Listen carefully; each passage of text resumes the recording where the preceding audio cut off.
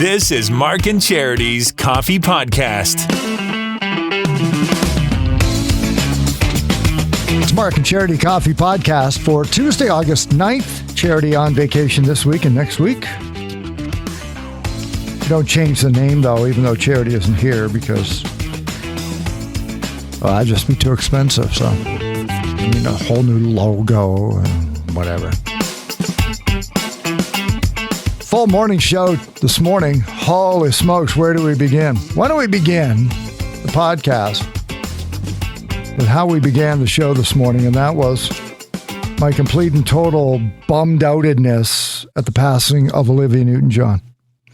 59 years old. That's how old I am. 63. So at about 10 or 11, when I started playing guitar and digging guys like James Taylor and Cat Stevens, just put up with me until I get past how old I am. Somebody like Olivia Newton-John was really cool. Gorgeous voice. Oh my gosh. Such an incredible, beautiful voice. How great was her career? She won 4 Grammys. She had 5 number 1 hits, 10 top 10 albums. 2 went number 1, If You Love Me, Let Me Know in 74, and Have You Never Been Mellow in 1975. She's had double platinum records and enjoyed global sales of more than 100 million records. That's comparable to Fleetwood Mac, 100 million records. And as well as Grease, for which he's famous for, and Xanadu, for which he's probably infamous for. She appeared in 13 other movies, 15 in total, and her most recent appearance was in 2020 in a movie called The Very Excellent Mr. Dundee. Passing away yesterday at the age of 73. Very public battle with breast cancer. And even though the doctors or coroner at this point won't make a public determination of cause of death at the age of 73 on her ranch. What a performer, Olivia Newton-John. So that was big. We had that on the Pulse this morning. What else were we talking about? Had some fun with a survey that came out. I love this one a lot. It started with a list of things that women find gross about men. So guys, here's some of the things that we do that gross women out. And there were only 8. I didn't pare the list down. This is a full list. There were 8. One of them, though, was smoking. And I found that kind of odd because women smoke. So I can't imagine that a woman who smokes would find a man smoke. But anyway, the other 7, I think I get. And a lot of them are universal. Like I would find them gross. Not just women find it gross. I don't know why men do that. So for example, if I were over at a buddy's place and we were watching football and he took his sock off and started clipping his toenails, that would be gross. When men do that in the living room, clip their toenails, women find that gross, especially on a second date. You don't do that. I would find that gross. Drooling. When do men drool? Is there something I'm unaware of? Leaving beard shavings all over the sink. All right, dang, guilty. I got it. Yep. That's annoying. Is it gross? It's annoying. I get that. Public scratching. Well, on behalf of men everywhere, sorry. But sometimes it itches. That's just it. We don't do it to bother you. It's a little uncomfortable. It's really hot out. All right. Public scratching grosses women out. Peeing on the toilet seat. You know what? We could do an entire podcast on that. First of all, why is the seat down, guys? I get that. And any kind of unaimed stains. Yeah. Okay. Guilty. It's back with the beard shavings. Living in squalor. So if a guy, just likes it, dirty, doesn't care, doesn't pick up and makes him, grosses him out. Okay, I get that, right? And talking with your mouth full. They find that gross when we talk with our mouth full, so we need to do a better job of that.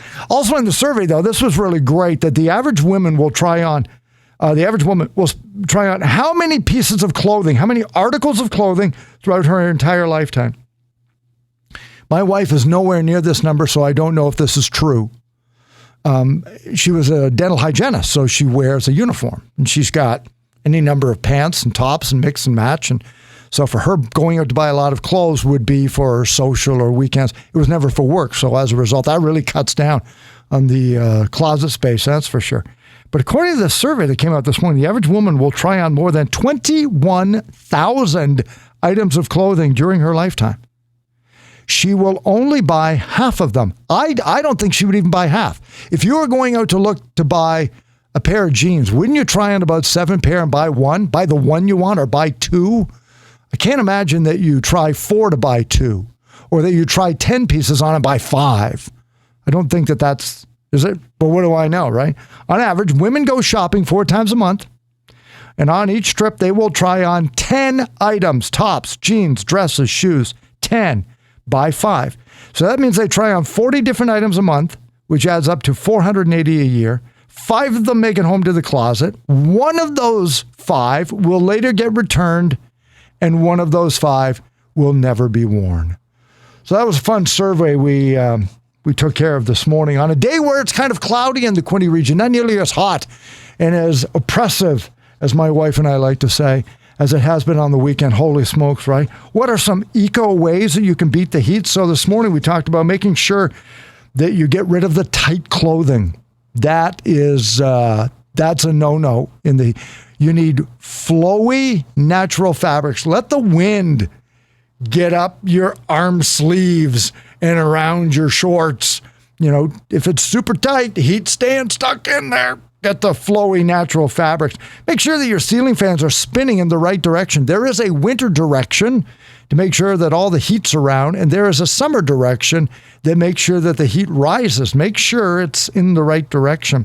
If you like to keep your drapes closed in the summer to keep the glaring sun out, thinking you're keeping your house cooler, you better have heavy drapes. If you're just using shears, that's not going to work because the window, of course, is going to act like a prism, like a magnifying glass, which of course makes it hotter. So you've got to block that out. You need heavy drapes to do that.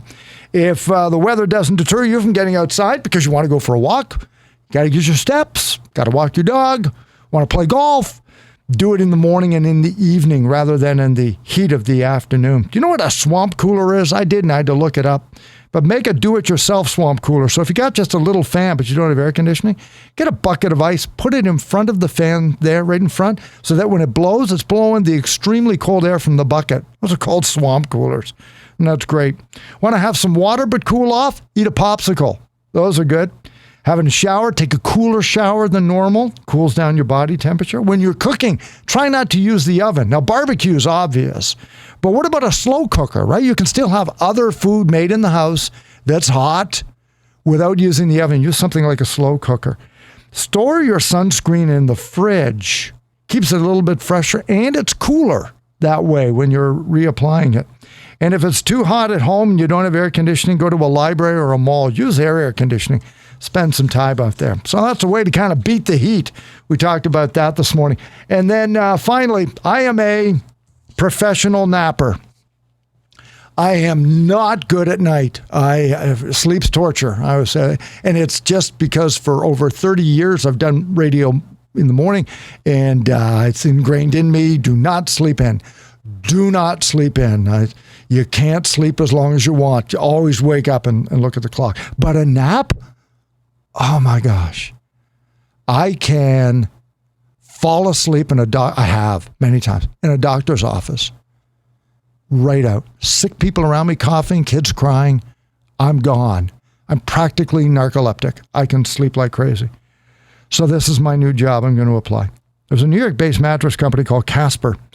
They were founded in 2014, and they are looking for Casper sleepers. So you go to their store. They hire you. You go to the Casper store. And you sleep right there in the showroom. They put you on a bed and you fall asleep and you like sleep. And then when you wake up, you document your sleep on social media. So you, in order to qualify, must have 3 qualifications. 1, you must have exceptional sleeping ability. You must have the desire to sleep as much as possible. And finally, here's where I excel. The ability to sleep through anything. And then they'll hire you. And then, nighty-night, go sleep. Because you'll not only be doing it in their store, perhaps, they're going to have you sleep in unexpected settings out in the world. So they'll set a bed up in a park as a display item. And then you're asleep. In public, around people, out in the world. And then you wake up and you Twitter how it went. Applications are being accepted through Thursday. They don't say how much it pays. Wouldn't have to pay much because that's a wonderful hobby, isn't it? What's coming up tomorrow? It's Wednesday, August 10th tomorrow. Get any birthdays or wedding anniversaries in. We'll take care of that. We're going to unveil our Throwback Thursday. Now, Charity isn't here. So I'm going to go back to a great album of 1986 and feature two pseudo hits that don't get a lot of airplay. So have some fun with that. We'll give you a chance to vote, quote unquote, Team Mark, Team Charity. But it's really which one of the two songs you want to hear with that winning song coming up on Thursday. So we will be unveiling that tomorrow. It is our Blockbuster Wednesday. So we'll have a movie clip from a blockbuster movie. Name it for your shot to win money to enjoy at Dairy Queen with Galaxy of Games. That will be at 7:15, and Jimmy Hollywood will have the latest entertainment news when we go out to California. Not as hot today, 28 in the humidex across the Quinte region. Enjoy it. Stay cool. We'll talk to you tomorrow morning. 95.5 Hits FM.